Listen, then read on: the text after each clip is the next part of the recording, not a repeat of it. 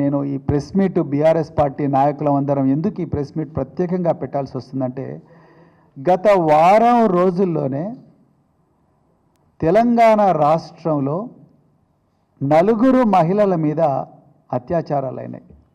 ఇది చాలా ఆందోళన కలిగించే విషయం.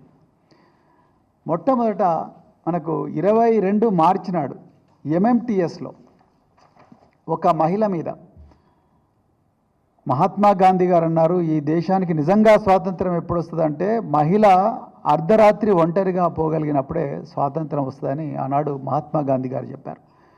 ఇక్కడ బాధితురాలు ఫుడ్ డెలివరీ కంపెనీలో పనిచేసుకుంటూ సికింద్రాబాద్ నుండి మేడ్చల్ పోయే ఎంఎంటీఎస్ ట్రైన్ ఎక్కి మహిళా బోగీలు ఎక్కింది. ఆమె మామూలు బోగీలు ఎక్కలేదు, మహిళా బోగీలో ఎక్కి ఎంఎంటీఎస్ ట్రైన్లో ఎక్కి మరి మేడ్చల్ పోతుంటే దాదాపు 7 గంటల నుంచి 8 గంటల ప్రాంతంలో ఒక యువకుడు అగంతకుడు ఆ మహిళా బోగీలోకి వచ్చి కరెక్ట్గా మరి ఒక 15-20 నిమిషాలు ప్రయాణం చేసిన తర్వాత ఆమె మీద అత్యాచార యత్నం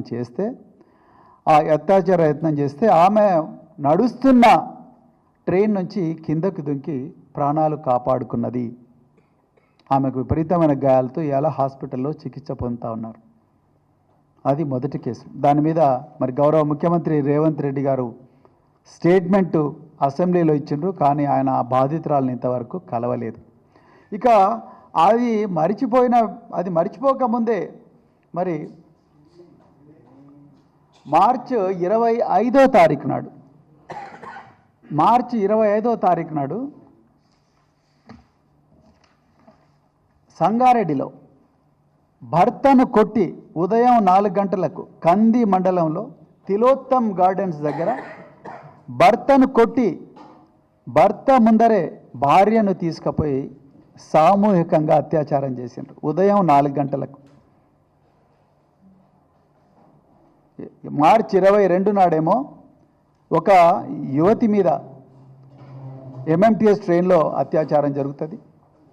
మార్చి 25 నాడు కందిలో ఒక భార్యను భర్త కళ్ళ ఎదుటగానే భర్తను కొట్టి భార్యను తీసుకుపోయి ఆమె మీద సామూహిక అత్యాచారం చేస్తారు ఉదయం 4 గంటలకు. అది మరిచిపోకముందే అత్యంత క్రూరమైన సంఘటన నాగర్ కర్నూలు జిల్లాలో జరిగింది. మార్చి 29 నాడు ఒక మహిళ ఆమె సహచరుడు ఇద్దరు కూడా దైవ దర్శనం కోసం ఊరుకొండపేట అనే మండలంలో ఉండే ఆంజనేయ స్వామి దేవాలయానికి రాత్రిపూట వస్తే అక్కడ ఉండే 7 మంది యువకులు బహిరంగంగానే తాగుతూ ఈ మహిళను అత్యంత క్రూరంగా అతన్ని కొట్టి చెట్టుకు కట్టేసి ఈమెను అత్యంత క్రూరంగా ఆమె మీద అత్యాచారం చేసిండ్రు. ఇంకా కొన్ని విషయాలు చెప్పడం కూడా వీలు కాదు. ఆమె ఏడుస్తూ ఉంటే అత్యంత క్రూరంగా హింసించారు. ఇప్పుడు చెప్పడం కూడా వీలు కాదు. అవన్నీ కూడా అంత ఘోరంగా అత్యాచారం చేసిండ్రు. అది కూడా రాత్రిపూటనే జరిగింది. యువకులు బహిరంగంగా తాగుతూ ఉన్నారు. అది మరిచిపోకముందే మార్చి 31 నాడు ఒక జర్మన్ టూరిస్ట్ హైదరాబాద్ నగరానికి వచ్చి హైదరాబాద్ నగరంలో రకరకాల టూరిస్ట్ ప్రాంతాలను సందర్శిస్తుంటే ఒక అగంతకుడు ఆమెను మీర్పేట దగ్గర పరిచయం చేసుకొని ఒక మార్కెట్లో పరిచయం చేసుకొని ఆమెను స్విఫ్ట్ డిజైర్ కారులో మిగతా 4-5 అందరు మైనర్లు కలిసి ఆమెతో వచ్చిన ఆమె సహచరుడు ఇద్దరు కూడా జర్మన్సే, వాళ్ళిద్దరిని తీసుకొని పోయి పహాడీ షరీఫ్ ప్రాంతానికి రకరకాల ప్రాంతాల్లో ఫోటోలు తీసుకుంటామన్న మిషతోని పహాడీ షరీఫ్ ప్రాంతానికి తీసుకుపోయి అక్కడ కారులోనే ఆమె మీద అత్యాచారం చేస్తే ఆమె మరి అక్కడి నుంచి పారిపోయి వచ్చి పోలీస్ స్టేషన్లో కంప్లైంట్ చేసింది. ఇక్కడ విషయం పోలీసు వాళ్ళు అన్నీ మేము ఇన్వెస్టిగేట్ చేసినాం, నిందితులు పట్టుకున్నామని చెప్తున్నారు. సంతోషం, వి అప్రిషియేట్ ఇట్. కానీ నేరాన్ని ఎందుకు మీరు ప్రివెంట్ చేయలేకపోయారు?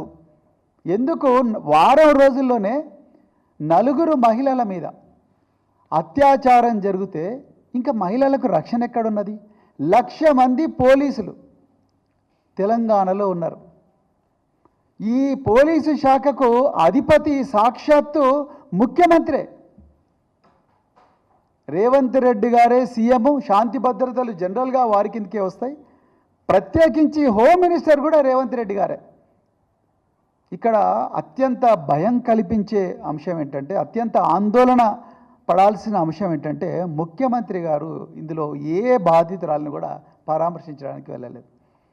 దీని మీద ఒక ప్రత్యేకమైన రివ్యూ తీసుకోలేకపోయారు గౌరవ ముఖ్యమంత్రి గారు.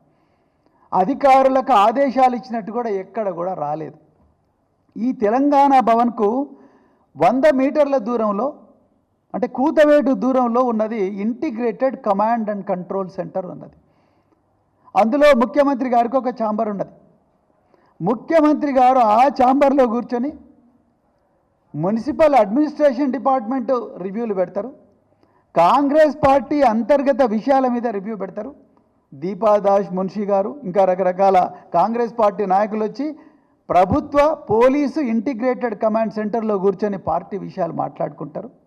హైదరాబాద్ సెంట్రల్ యూనివర్సిటీ భూముల కబ్జాల గురించి, దానికి విడుదల చేయాల్సిన జీవోల గురించి, విద్యార్థులను అరెస్టు చేయాల్సిన విషయాల గురించి, ఆ భూమిని ఎట్లా 400 ఎకరాలు ఎట్లా కబ్జా చేయాలనే దాని మీద ఇంటిగ్రేటెడ్ పోలీస్ కమాండ్ సెంటర్ దాంట్లో మీటింగ్ పెడతారు. కానీ మహిళల రక్షణ గురించి ముఖ్యమంత్రి గారు మీటింగులు పెట్టిన దాఖలాలు లేవు. ఉంటే గౌరవ ముఖ్యమంత్రి గారిని మేము బీఆర్ఎస్ పార్టీ తరఫున కోరుతున్నాం, బయట పెట్టండి రికార్డ్స్.